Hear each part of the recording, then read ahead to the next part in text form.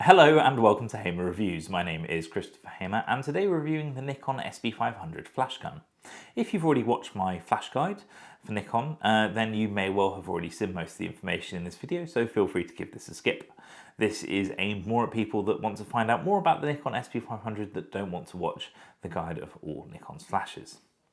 So the SB-500 is a very interesting proposition. It's the only Nikon speed light to include a video light, and it is also one of the only newer Nikon flashes not to have a menu system or screen on the back.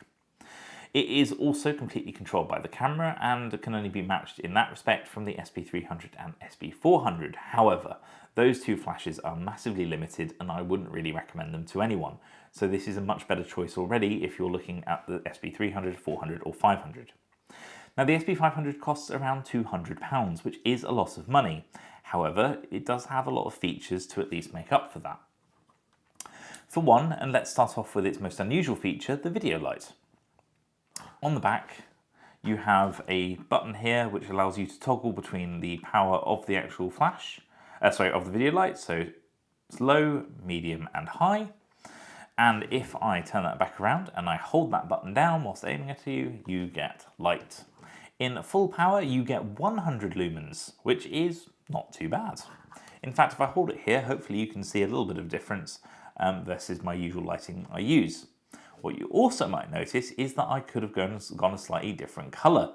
The reason for this is that the light on this flash is fixed to quite a cool blue.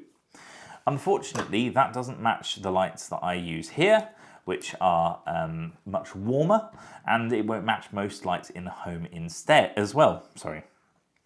As such, if you're trying to use this in sort of family videos or with your friends, try and be conscious of the fact that it's a very cool light, and if you're in very warm light, it might look a bit odd. It also has a remote mode on the back, so you can switch between group A and B on channel 3, which will allow it to be remotely commanded from either a DSLR with a built-in flash commander mode, or one of Nikon's other flashes that are acting as the master. Interestingly, I found out that this does have its own commander mode, but only when mounted on newer DSLRs, and that is one of my main gripes. When you mount this on most of Nikon's DSLRs or another brand of SLR, you have no control at all. It will either flash in automatic, and if it's a different brand, it will not fire at all, which is a real shame, as all of Nikon's other flashes that are slightly newer, other than the SB-300 and 400, can be used in manual mode, and you can sort of set the flash to whichever setting you want, and it will do it. This will not.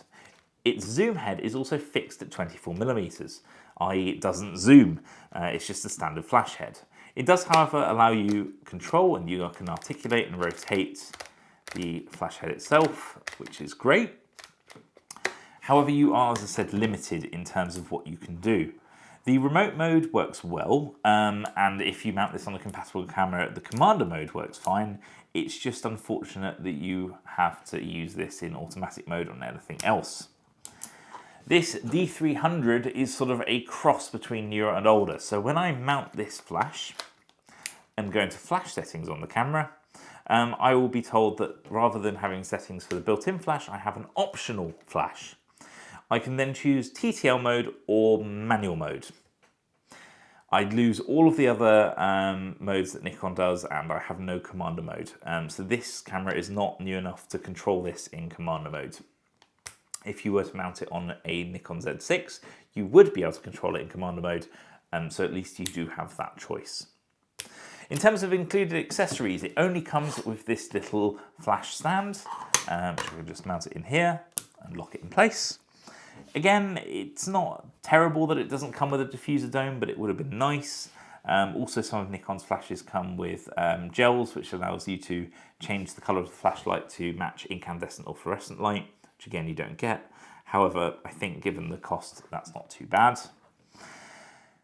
Though at £200 it's not cheap, it will work very well on Nikon's newer DSLRs and mirrorless cameras. It's powered by just 2 AA batteries, which is good. I suggest you use nickel metal hydride if you want to have the best recycling times. So it's a nifty little flash to have. I think if you do take a lot of video, it's definitely better investing it into a panel flash, so sort of they're about this size and can be mounted on top of your SLR, and it will give you a much better light than this does. However, this is probably a good starting point, or good for anyone that just does a little bit. I hope you found this review useful. If you have any questions about the Nikon SB-500, please pop them in the comments below. Equally, if you like this video, please do give it a thumbs up, and if you haven't already, please do subscribe. I look forward to seeing you again next time. Thanks very much for watching. Goodbye.